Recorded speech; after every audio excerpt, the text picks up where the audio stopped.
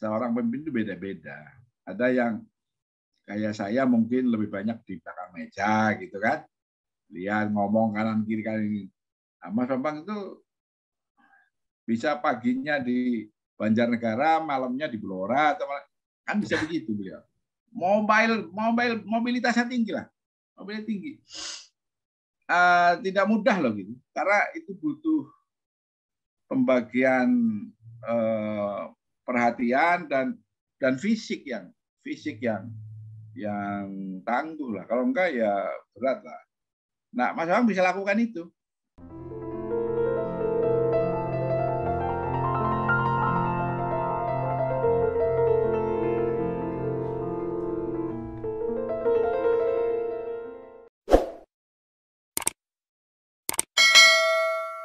Bu, pinjam mobil. Boleh, tapi nanti anterin ibu arisan dulu sama isin pulsa. Transferin buat bayar arisan, terus nanti ambilin cash juga. Pinjam mobil sekali, nantinya banyak. Makanya perbanyak transaksi, kumpulkan poin, lalu tukar dengan kupon undian di BNI Mobile Banking dan menangkan hadiahnya. Gak pakai nanti.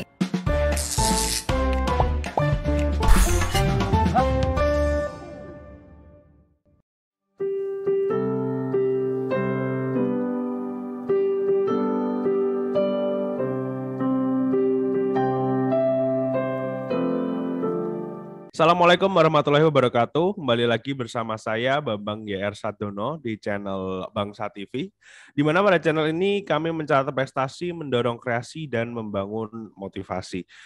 Pada hari ini kita kedatangan tamu spesial yaitu Bapak Banjar Khairuddin, yaitu wartawan senior, teman dari Bapak Bambang Sadono yang nanti akan beranjak ke usia 65 tahun pada tanggal 30 Januari. Pada video ini, lagi-lagi kita akan membahas mengenai bagaimana periode kehidupan Pak Bambang Sadono dan bagaimana Pak Banjar di sini juga menjadi bagian dari periode kehidupan tersebut. Seperti itu. Sebelumnya saya tanya kabar dulu nih Pak Banjar. Gimana kabarnya Pak? Alhamdulillah. Sehat lah. Alhamdulillah. Kalau Pak Bambang 65 tahun, saya sudah 70 tahun. Waduh. Alhamdulillah sehat. Alhamdulillah sehat. Bisa melewati masa pandemi ini. Iya. Insya Allah, insya Allah. Insya Allah, amin, amin. Oke Pak Banjar, mungkin ini kita langsung saja masuk ke pertanyaan yang pertama tentang Pak Bambang. Yaitu, jadi kan Pak Bambang itu 1992 menjadi Ketua PWI Jateng ya? Iya. Dan tahun 95 atas nama PWI menjadi peserta kursus Lemhanas seperti itu. Lah itu Pak Banjar mengenalnya pada periode itu di mana, Pak? Iya. Nah, ini penting ini. Saya hanya harus mengatakan begini. Meskipun Mas Bambang ini secara usia lebih muda dari saya ya, 5 tahun lebih muda dari saya. Tapi beliau ini mempunyai pengalaman organisasi khususnya di PWI, yang jauh lebih panjang dari saya. Maksud saya begini, sampai tahun itu, saya ini masih bisa saya katakan jatuh bangun. Kalau Mas Bambang bergabung dengan sebuah koran yang mapan di Semarang, ya, Suara Merdeka, ya, memang sudah mapan sejak lama koran itu, dan meniti karir di situ sudah cukup lama juga, cukup panjang juga, sehingga stabilitas profesinya Mas Bambang cukup baik lah sampai tahun-tahun itu sudah cukup. Saya beda, saya jatuh bangun. Saya di Merdeka saya 2 tahun reporter, tahun 70-an ya, di akhir ya. Kemudian tahun 80-an saya bergabung dengan Jurnal Queen hanya 2 tahun. Kemudian nganggur 2 tahun. Kemudian baru masuk Jayakarta itu tahun 85-nya bertahan 1 tahun. Baru saya agak stabil itu setelah masuk ke Bisnis Indonesia. Nah, artinya apa? Saya itu pada awal-awal karir sebagai wartawan itu masih mengkonsolidasi saya di pekerjaan. Jadi aktivitas saya anggota PWI sejak mungkin tahun 80-an sekian, tapi saya tidak pernah jadi pengurus. Karena memang waktu saya lebih banyak tersita di pekerjaan yang belum stabil itu. Belum stabil. Jadi saya anggota PWI Jakarta, tapi hanya anggota biasa. Saya tidak jadi pengurus. Pernah zaman sebelum Pak Tarman itu Pak Mas Jun Pranoto pernah ngajak-ngajak gitu untuk aktif di PWI Jaya, tapi saya juga belum bisa. Nah, Mas Bambang beda. Mas Bambang masuk di satu organisasi yang sudah stabil dan sehingga beliau bisa membagi waktunya dengan baik, menjadi pengurus di PWI Jawa Tengah sehingga menjadi ketua PWI Jawa Tengah. Oh, itu pengalaman yang saya kira tidak saya miliki. Sehingga saya harus mengatakan Mas Bambang itu di PWI sebetulnya jauh lebih senior dari saya. Artinya dia meniti di organisasi itu memang dari awal dan berhasil menjadi ketua PWI Jawa Tengah itu bukan main-main, karena Jawa Tengah itu termasuk cabang besar kan. Semarang itu cabang besar dengan anggota yang cukup banyak, wilayah yang sangat luas, dan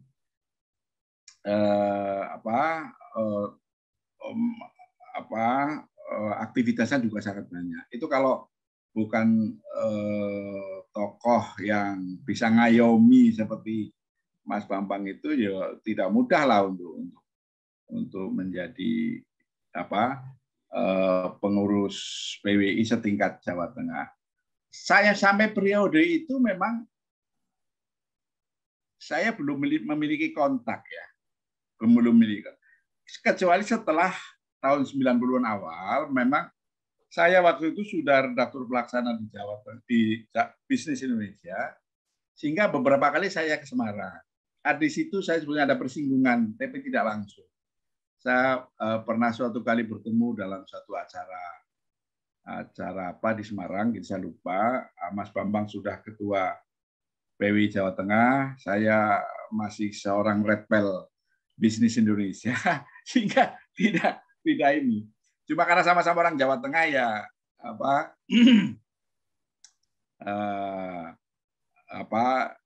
komunikasinya walaupun sepintas-pintas nyambungnya gampang lah gitu. Nah, bahkan kemudian Mas Bambang dari ketua PWI Jawa Tengah kemudian punya kesempatan untuk Lemhanas ya. Tahun 95 itu memang termasuk orang-orang yang memang pilihan.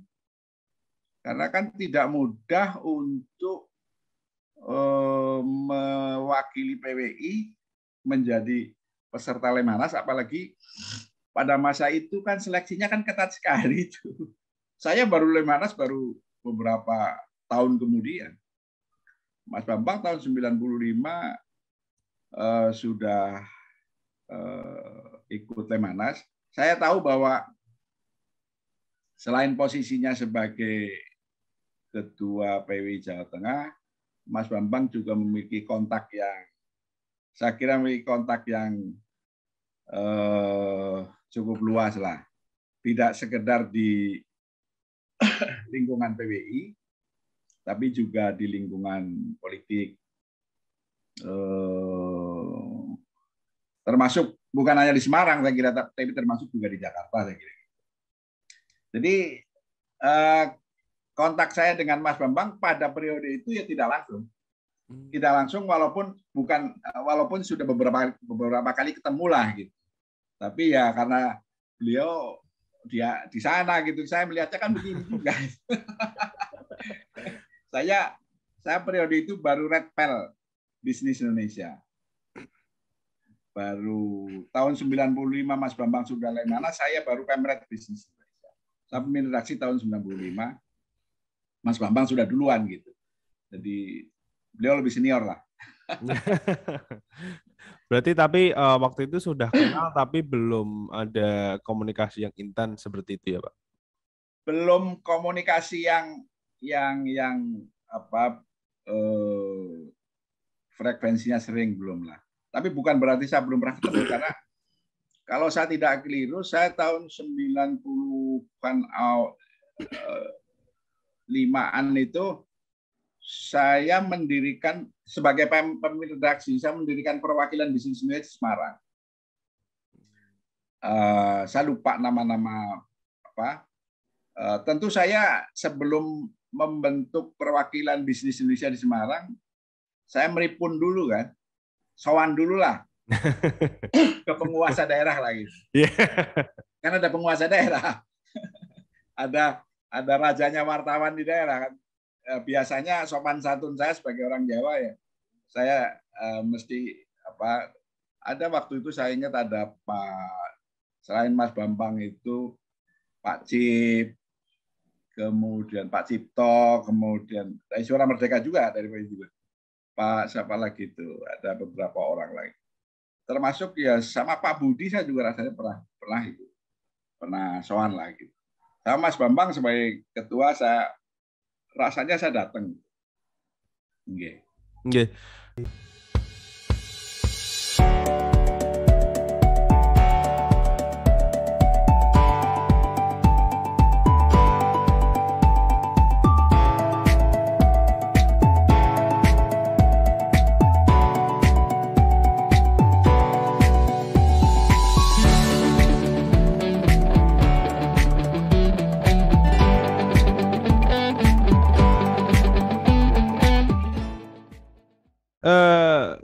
Tapi kan tahun 97 Bapak mulai masuk ke DPR RI ya di Jakarta ya itu ya. Ya. Nah, itu sudah mulai banyak bergaul di situ atau bagaimana, Pak?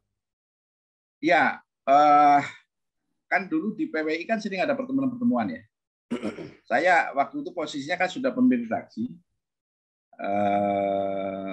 sudah sering ada pertemuan-pertemuan apa para pemret, para tokoh-tokoh PWI yang di politisi, juga aktif di politik ya. Dan saya periode itu kan juga sudah nyerempet ikut politik juga gitu, terpaksa kan. Yeah. Karena zaman itu kan zaman jaya-jaya Golkar. Saya sebagai pemret juga rasanya ikut juga, saya karakter tes itu apa tuh semacam pendidikan kader lah gitu. Di situ saya ada kontak-kontak dengan Mas Bambang. Sampai beliau Mas Bambang karena lebih berpengalaman di organisasi di PWI maupun lebih dulu punya kontak dengan Golkar waktu itulah. Mas Bambang sudah masuk jalur yang lebih cepat untuk masuk ke politik gitu. Dan saya masih konsolidasi di kantor saya, walaupun kantor saya mulai tahun 90-an itu mulai stabil, bisnis saya sudah mulai stabil, udah untung, udah lumayan makmur. Nah, saya punya waktu yang lebih banyak gitu untuk aktif di luar gitu. Tapi memang saya tidak berkonsentrasi di politik. Saya ikut misalnya karakter des itu saya ikut. Ada DPP Golkar membuat semacam pendidikan kader gitu. Saya ikut. Kemudian ada lagi kegiatan apa saya ikut. Saya juga beberapa kali datang dalam acara-acara PWI yang tingkat pusat ya, seperti Rakornas, seperti rapat kerja, seperti kongres dan macam-macam. Tapi saya hanya volunteer aja. Saya bukan utusan resmi organisasi. Karena saya baru masuk resmi organisasi kan setelah 97 ya, setelah 97. Jadi kontak lebih banyak dibanding sebelumnya dengan Mas Bambang. Dan saya mulai mengenal beliau sebagai orang muda yang dinamis, orang muda yang idenya banyak loh Pak Bambang itu. Ada aja itu. Idenya itu banyak lah. dalam beberapa pertemuan saya perhatikan cara bicaranya juga beda. Gitu. Cara bicara Mas Bambang itu teratur, terkontrol itu. Saya udah membayangkan, wah ini kader yang masa depan lah gitu. Iya. Ya, berarti mulai, karena lingkungan kerja yang mulai sama seperti itu ya Pak mungkin ya.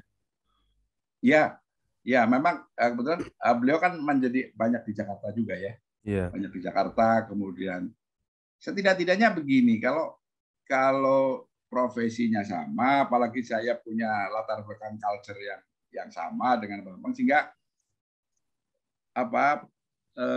pendekatannya lebih mudah dan adaptasinya juga lebih gampang gitu. Kita nggak ada gap yang terlalu jauh lah gitu. Iya. Tapi saya tahu bahwa sejak itu saya mengenal Mas Bambang itu memang sebagai kader yang potensial, yang baik lah.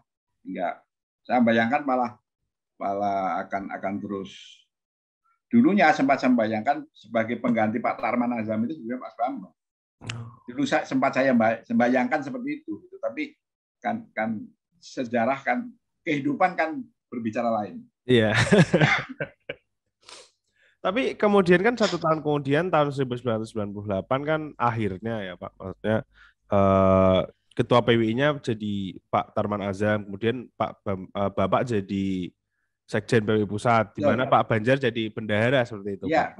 Nah itu kegiatannya waktu itu apa saja dan maksudnya dinamikanya bagaimana Pak pada saat mengetahui kalau ternyata sekjennya Pak Bambang seperti itu. Ya. Itu 98 kan ya? Iya. 98 pasca reformasi. Jadi setelah Pak Harto jatuh gitu. Iya.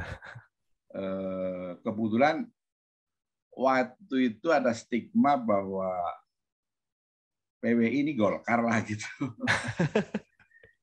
Artinya PWI ini ya karena memang tokoh-tokoh PWI itu umumnya ya pasti Golkar lah ya, dari Pak Sularman, dari Pak Sofyan Lubis, dari Pak Harmoko, Mas Bambang juga anggota DPR Golkar dan segala macam. Jadi kalau ada stigma seperti itu ya nggak salah gitu.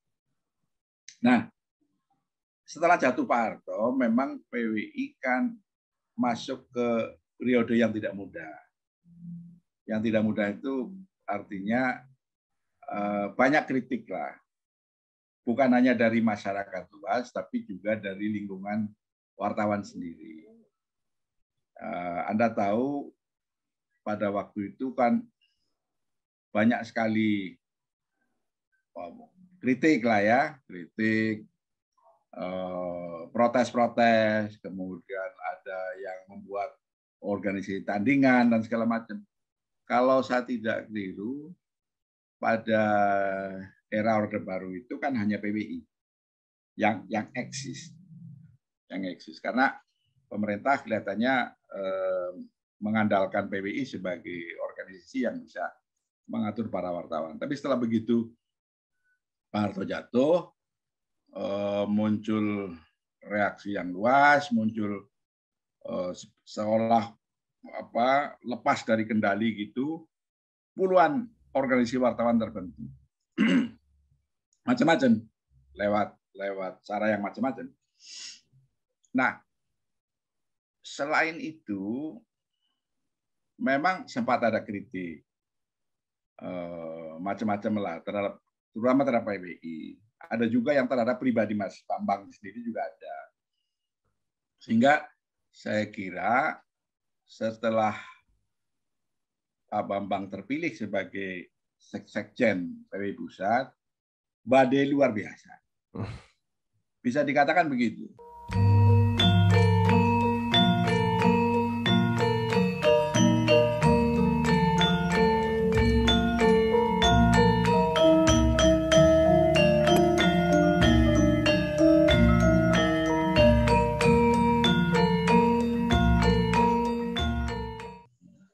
Jadi reaksi macam-macam lah gitu.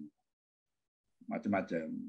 Tapi itu biasa karena memang 98 itu kan memang periode yang berubah total. Dari Pak Harto yang begitu kuasanya, yang semua terkendali, masuk ke periode reformasi yang bebas. Saya ingat begini, suatu hari Pak Tarman Azam, Ketua Umum, Pak Bambang Sadono, saya, kemudian saya kira 1-2 orang lagi, itu menghadap Menteri Penerangan. Namanya Pak, siapa yang tentara yang dari Makassar itu, itu. Pokoknya Pak Menteri Penerangan, Pak Yunus Yosvia sebagai Menteri Penerangan. Kenapa kami menghadap? Karena Pak Yunus Yosvia itu, Pak Menteri Penerangan itu, menghapuskan semua persyaratan mengenai rambu-rambu yang selama Orde Baru itu terus, misalnya tidak ada lagi SIO untuk penerbitan, tidak ada lagi persyaratan menjadi pemret, pemimpin redaksi nggak ada persyaratan lagi. Kalau dulu kan harus penataran P4, saya itu harus penataran P4 124 jam. Loh iya, pemret itu harus ada rekomendasi pemret senior. Harus ada rekomendasi dari organisasi profesi. Dan macam-macam persyaratan. Nah, zaman Pak Yunus Yosvia itu, setelah Orde Baru itu dibuka. Sehingga siapapun boleh menjadi pemimpin redaksi tanpa ada seleksi apa-apa. Ibaratnya ngomong kasar gitu, orang yang pendidikannya tidak tinggi pun bisa. Siapapun bisa memimpin organisasi, membentuk organisasi dan memimpin organisasi. Sehingga menurut cerita Pak Tarman ini, cerita Ketua Umum waktu itu, di Medan itu, kalau ngiru di Medan lah, ada organisasi wartawan, ketua umumnya itu si bapak, sekretarisnya si ibu, bendaharanya si anak. Wallahualam Pak, saya tidak ngecek ya, tapi dulu ada cerita begitu. Artinya apa? Saking bebasnya periode itu untuk siapapun boleh, ya karena mungkin atas nama demokrasi atau bagaimana. Nah, saya teruskan tadi Pak Tarman, Pak Bambang, saya, kemudian saya kira ada 5 orang gitu, menghadap Pak Menteri Penerangan, mempersoalkan masalah itu. Kita mengatakan, PWI mengatakan, kalau misalnya mau dibuka, itu mestinya bertahap. Artinya misalnya gini, misalnya persyaratan untuk menjadi pemret, dulu kan berat, betul-betul berat, dikurangi misalnya. Persyaratan membentuk organisasi wartawan dikurangi, jangan dibebaskan begitu. Kalau dibebaskan kan bisa terjadi bisa chaos lah, bisa nggak terkendali lah. Apa jawaban Pak Yunus Yosvia waktu itu? Ini penting betul. Beliau, saya ingat sampai sekarang, beliau mengatakan nggak ada lah itu kebebasan. Ini sebetulnya itu kan hadiah untuk Anda sebagai wartawan. Dan tidak ada negara runtuh karena karena pers yang begitu bebas. Justru ini akan memperkuat Anda, nanti akan terjadi seleksi alam. Nah, artinya pemerintah Pak Habibie waktu itu dengan Menteri Penerangannya Pak Yunus Yosvia berkeyakinan bahwa udah buka saja. Ini demokrasi, jadi siapapun boleh untuk menyatakan pendapat, membentuk organisasi pers, memimpin media. Ya kita memang periode itu kita lalui dengan berat juga sebetulnya, karena akhirnya pertumbuhan organisasi pers tidak terkendali, organisasi wartawan tidak terkendali, dan banyak yang abal-abal lah, banyak yang abal-abal. Iya, mungkin itu berefek langsung dengan kredibilitas media sekarang, mungkin, ya, Pak. Iya, memang itu memang sekarang ini ya imbas dari tidak adanya rambu-rambu itu. Jadi semua, ya Anda tahu lah sekarang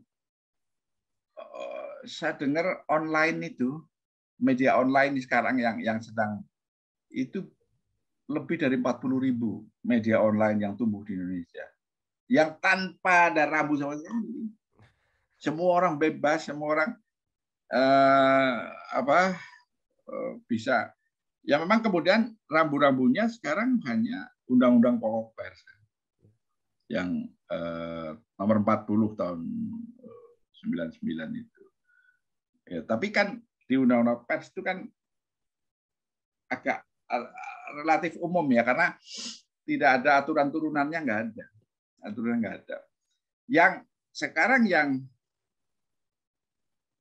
perlu kita pegang atau perlu kita jagain sebetulnya adalah soal kode etik. Karena di Undang-Undang Pers menunjuk pada kode etik jurnalistik. Itu satu-satunya yang harusnya menjadi rambu-rambu bagi siapa saja gitu. Bahwa kerja jurnalistik itu juga ada rambu-rambunya, itu kode etik jurnalistik yang sampai sekarang masih 11 pasal atau berapa pasal. Nah, jadi PWI waktu itu zaman Pak Tarman, Pak Bambang ya, saya support saja sebagai bendahara, sangat concern terhadap dinamika politik waktu itu.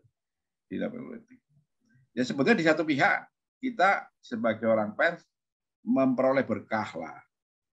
Yang dulunya dikekang itu sekarang menjadi bebas ngomong apa aja gitu kan. Dulu kan ngeritik sedikit udah nggak boleh, bisa dipanggil gitu. Saya ingin sekedar tambahan saja, koran saya itu tahun 82, namanya koran Jurnal Equi. Hanya karena menulis satu tulisan mengenai minyak, saya ingat, saya waktu itu masih reporter. Saya masih reporter tahun 82. Itu Pemret Jurnal Equi dipanggil Pak Menteri Perdagangan Ali Murtopo. Hari Jumat tanggal 11 Maret, saya ingat tahun 82. Diingatkan, jangan diulangi. Besoknya Jumat tanggal 10, Sabtunya itu keluar surat keputusan dari Panglima Kopkamtib Laksamana Sudomo membekukan Jurnal Equi dengan alasan yang sama. Sehari sebelumnya dipanggil Pak Ali Murtopo, hanya diingatkan. Tapi besoknya surat keputusan pembekuan Jurnal Equi sampai sekarang almarhum. Jadi artinya begitu sensitifnya zaman itu. Sekarang sejak reformasi udah nggak ada apa-apanya itu. Jadi saya kira perjuangan PWI pada masa itu, pada awal ya di mana Pak Bambang sebagai sekjen, itu juga banyak sekali. Nggak kurang-kurang lah. Sebetulnya kalau saran PWI waktu itu agar koridor itu tidak dibuka langsung, tapi agak bertahap, mestinya kerusakannya tidak parah, tidak parah seperti sekarang. Ya, berarti memang masa-masa itu ya, pada saat Pak Bambang menjabat itu memang masa-masa transisi, jadi sangat banyak kritis. Sekali tantangan baru yang mungkin pada masa-masa sebelumnya belum dihadapi seperti itu. Oh iya betul. Kalau itu betul. Jadi kalau selalu kan pemimpin kan diuji pada masa kritis itu. Ketika pada masa krisis, masa berat, masa yang complicated lah, penuh, bisa mengatasi persoalan, bisa melaluinya dengan baik, ya saya kira kualitas kepemimpinannya juga meningkat, dan periode 5 tahun pertama itu dilalui dengan baik. Jadi waktu itu sayangnya pada periode kedua Mas Bambang saya kira kesibukannya tambah gitu ya. Kalau saya tidak keliru dipilih jadi ketua Golkar Jawa Tengah ya. Iya, tahun 2004 itu, Pak. Oh, ya itu. Jadi mestinya ya sebetulnya beliau tuh sangat layak untuk tetap bersama Pak Tarman dan kemudian menggantikan Pak Tarman gitu. Tapi ya perjalanan dinamikanya memang macam-macam gitu loh. Jadi kemudian Pak Bambang memilih konsentrasi di Jawa Tengah dan menjadi ketua DPD Golkar. Tapi itu kedudukan yang sangat terhormat lah.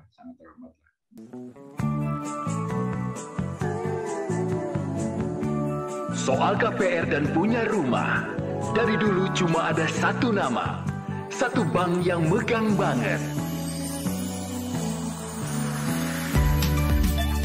Sekarang, A sampai Z-nya serba digital buat kita. Cukup satu website untuk mulai cari hunian yang oke.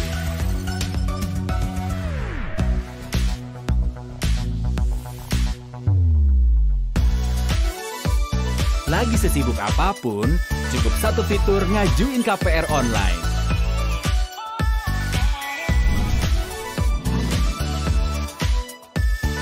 Sampai satu aplikasi biar gampang bayar biaya rutin.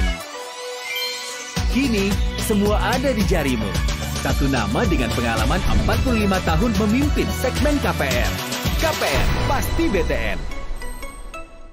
Tapi setelah menjadi ketua Partai Golkar Jateng itu masih komunikasi, Pak, dengan Pak? Pak? Masih. Saya itu sama Mas Bambang teleponan kerap kok. Karena gini, tiba-tiba Mas Bambang cerita, sering lah telepon. Tiba-tiba, Mas, aku mau ke Banjarnegara itu. Lunang itu ke tempatnya siapa lah, pokoknya itu di kampung saya misalnya gitu. Lihat kan luar biasa. Ini loh ya. Memang angleh itu pembawaan. Seorang pemimpin itu beda-beda. Ada yang kayak saya mungkin lebih banyak di belakang meja gitu kan. Lihat ngomong kanan kiri ini. Mas Bambang itu bisa paginya di Banjarnegara, malamnya di Blora, kan bisa begitu beliau. Mobilitasnya tinggi lah, mobilnya tinggi. Tidak mudah loh gitu, karena itu butuh pembagian perhatian dan fisik yang tangguh lah. Kalau enggak ya berat lah. Nah, Mas Bambang bisa lakukan itu. Saya sering bahkan pada periode itu rasanya saya pernah ke dalamnya sampai itu ke rumahnya Mas Bambang di mana ya, lupa itu. Pernah kok. Iya. Pernah niliki sana, terus kemudian ke rumah beliau, kemudian dioleh-olehin barang itu. Sering, Mas. Di kontak-kontak tetap saya kalau silaturahmi, walaupun saya tidak fisik ya, tapi paling nggak telepon atau saya sering usahakan. Iya. Kemudian setelah tahun 2004 itu kan ada periode sampai 2009, kemudian Bapak di DPRD Jateng ya. Tapi kemudian kan tahun 2014-nya Bapak ke Jakarta lagi jadi DPD lah. Itu apakah mulai ada komunikasi lagi, Pak, pas balik ke Jakarta lagi? Lebih sering lagi itu. Lebih sering lagi. Iya benar, lebih sering. Lebih sering ketemu, kemudian Mas Bambang malah di DPD itu saya diajak untuk sebetulnya basa-basi aja saya diajak. Saya udah tua gini, terus Mas, bareng aku ya, terus sering ngintil saya tuh. Benar. Jadi Mas Bambang DPD, apalagi kemudian beliau Pokja apa sih? Bukan Pokja apa tuh? Semacam apa sih, ada tugas untuk mempersiapkan materi MPR apa GBHN itu loh, perubahan GBHN itu.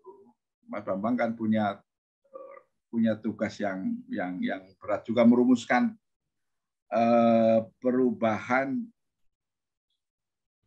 atau rancangan untuk GBHN, semacam GBHN.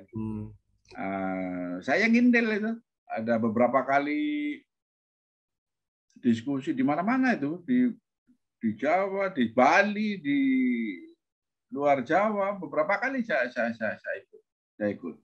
Jadi saya menganggap bahwa hubungan saya dengan Mas Bambang bukan sekedar hubungan fungsional di PWI gitu, tapi kemudian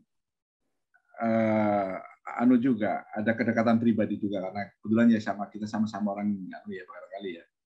Iya. Yes Mas, kayaknya Mas bantu aku gitu. Nah, walaupun saya bantunya juga nggak ada artinya lah gitu, tapi kan paling nggak ngobrol gitu. Iya. Masih Mas, masih sampai selesai lah, Iya. Selesai Mas Bambang jadi anggota DPD itu, saya masih sering lah masih. Bahas setelah itu pun ya saya masih sering kontak-kontak, masih ya sekedar say hello lah gitu lah. Iya. Namun saya udah makin terbatas karena usia juga, saya juga ada urusan-urusan lain jadi memang. Ya kemudian pandemi juga mungkin ya Pak. Ya. Tapi pandemi masih silaturahmi di grup itu. Ada grup wartawan sepanjang masa, ada grup apa. Jadi masih lah Mas. Silaturahmi itu nggak boleh putus. Iya.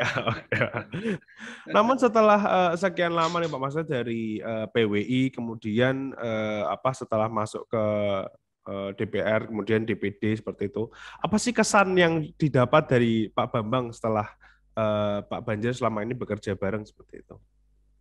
Beliau itu pribadi yang saya pikir ulet ya, kemudian humble, low profile lah ya gitu, profile, pekerja keras pasti. Jadi cukup komplit ya sebetulnya Mas Bambang ya. Makanya pernah suatu kali saya bercandain gitu, sampai ini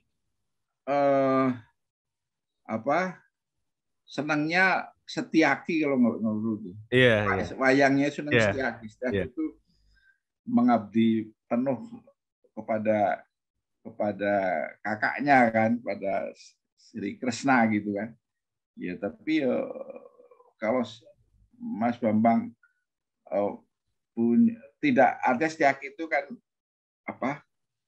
nothing tulus, ikhlas, berjuang ikhlas itu. Ya tapi kalau peluangnya terbuka, aku bilang ya kenapa enggak gitu loh, untuk satu kemungkinan yang bagus lah ke depan gitu. Sekarang dalam usia 65 memang tidak mudah lagi ya. Tapi saat ketemu terakhir kapan ya, itu rasa masih sehat lah, masih kansnya masih terbuka lah, masih. Yeah. Sekarang kan 65 itu masih muda. Gitu. Tapi gini, perhatiannya penuh, itu yang penting. Jadi kesan saya atau saya tidak mudah loh.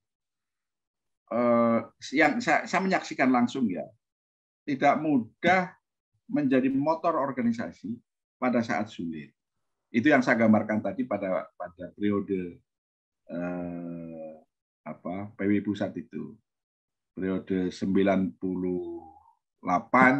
sampai 2003 itu kan Mas Bambang kan di situ. Itu kan tidak mudah, sangat sulit.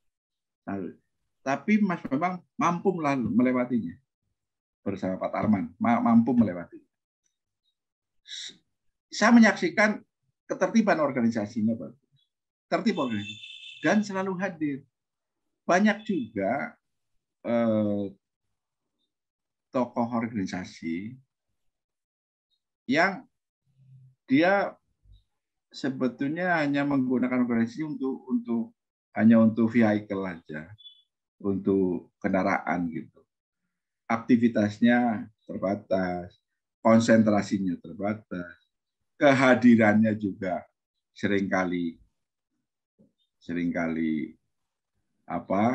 tidak penuh lah gitu. Dan saya menyaksikan itu ada yang begitu. Nah, Mas Bambang enggak. Selain dia sebagai sekjen, dia juga ikut memikirkan aspek lain. Misalnya karena satu bendahara waktu itu, beliau juga memikirkan bagaimana agar kas organisasi itu jangan sampai kosong, misalnya begitu. Itu sampai ke situ ikut memikirkan. Ya bahwa ada orang tidak suka misalnya gitu, atau orang yang merasa terganggu gitu, itu normal saja lah, di mana-mana ada. Jadi kesan saya sebutnya Mas Bambang tokoh yang cukup capable, punya integritas yang baik, bahwa kemudian macam-macam hal gitu, ya itu semua orang memang biasa melewati masa-masa itu. Iya. Saya senang sekali itu pada usia 65. Ya alhamdulillah masih sehat kan? Sehat sekali. Alhamdulillah. Pada usia 60 rasanya saya ikut nulis juga tuh, waktu itu ada bukunya, saya ke Semarang juga. Karena ada bukunya yang usia 60 rasanya itu. Iya. Saya ikut nulis rasanya, terus kemudian saya juga pas peluncuran bukunya saya juga ke Semarang kok. Ya, alhamdulillah, baguslah, selamat itu. Ya. Kemudian ini ya, pertanyaan terakhir nih Pak Banyu. Mas. Nah, ini kan Bapak sudah masuk ke dunia media sosial, kemudian sudah masuk ke kanal YouTube juga seperti itu. Nah, apa sih saran dan harapan untuk Bapak menjelang usia ke 65 ini untuk kedepannya seperti itu, Pak? Monggo. Ya, judul kanalnya itu inspirasi kan ya, inspirasi bangsa ya. Iya, inspirasi bangsa, inspirasi Jawa Tengah. Iya, gini, Mas Bambang itu pengalamannya panjang di organisasi politik, panjang di organisasi kewartawanan, panjang di organisasi sosial juga banyak. Jadi kaya sekali. Nah, saat ini kan kita sedang melewati satu periode yang ya orang bilang sih baik-baik saja, tapi banyak juga yang bilang nggak baik-baik saja gitu. Artinya masalah macam-macam gitu. Bukan hanya karena banyak bencana atau segala macam, tapi salah urus juga banyak kok. Salah urus banyak, korupsi banyak. Itu kan bisa dibuktikan dengan kemudian pejabat yang ngomongnya sak geleme juga banyak. Kemudian pejabat yang mementingkan dirinya sendiri juga banyak. Yang mengambil keuntungan, pejabat publik mengambil keuntungan untuk diri dan kelompoknya juga banyak. Gitu. Nah, sehingga akibatnya kan nggak ada keteladanan. Yang paling pokok sebenarnya nggak ada keteladanan. Orang pejabat ngomong begini begitu, janjinya ya asal janji aja ya banyak yang gitu. Keteladanan nggak ada. Nah kalau keteladanan nggak ada, saya khawatir trust juga rasa kepercayaan, trust makin turun, sehingga sebetulnya memang takutnya gitu tuh arahnya nanti kalau seperti ini terus arahnya kan bisa ke arah yang lebih merugikan lah. Bukan soal disintegrasi apa gitu. Ya itu kekhawatiran yang ada juga, tapi di masyarakat kemudian terjadi macam-macam hal yang sebenarnya tidak menguntungkan untuk masa sulit seperti ini. Nah, Mas Bambang punya pengalaman yang banyak. Wartawan yang punya pengalaman panjang dan politisi yang punya pengalaman juga banyak. Nah, saya berharap sebetulnya wartawan itu kan intelektual. Wartawan bukan hanya soal nulis dan soal mengamati, tapi dia juga intelektual. Artinya apa? Kapasitas intelektualnya akan diukur sejauh mana kita sebagai wartawan itu bisa memberikan solusi kepada masyarakat. Bagaimana sih menghadapi persoalan-persoalan yang macam-macam ini? Itu kan di situ itu. Di situ. Nah, saya berharap dengan usia 65 dan saya berharap sehat terus sampai ke depan, kapasitas itu makin ditampilkan. Jadi sebagai seorang intelektual, bukan hanya untuk kepentingan Jawa Tengah, tapi juga untuk kepentingan masyarakat lebih luas. Indonesia lah. Sehingga di situ sebetulnya kita bisa mengatakan NKRI harga mati itu harusnya dalam konteks seperti itu gitu loh. Dalam konteks ya kita harus tetap menjaga keharmonisan, keutuhan, kemajuan, jauh dari rasa khawatir, dari rasa saling memojokkan, saling menjelekkan, saling merugikan. Itu harus dijauhi. Nah, Mas Bambang mestinya bisa menjadi obor, menjadi suluh, menjadi inspirator bangsa lah. Amin, okay? amin. Saya kira itu, Mas. Iya, oke. Ya sangat luar biasa sekali apa yang dikatakan oleh Pak Banjar di sini. Semoga saja apa yang diharapkan menjadi kenyataan ya sesuai dengan nama dari channelnya Pak Bambang, yaitu Inspirasi Amin. Jawa Tengah, Inspirasi Bangsa dan Bangsa TV. Jika begitu mungkin sekian dari saya. Wassalamualaikum warahmatullahi wabarakatuh. Saya Bambang YR Sadono, tetap di channel Bangsa TV.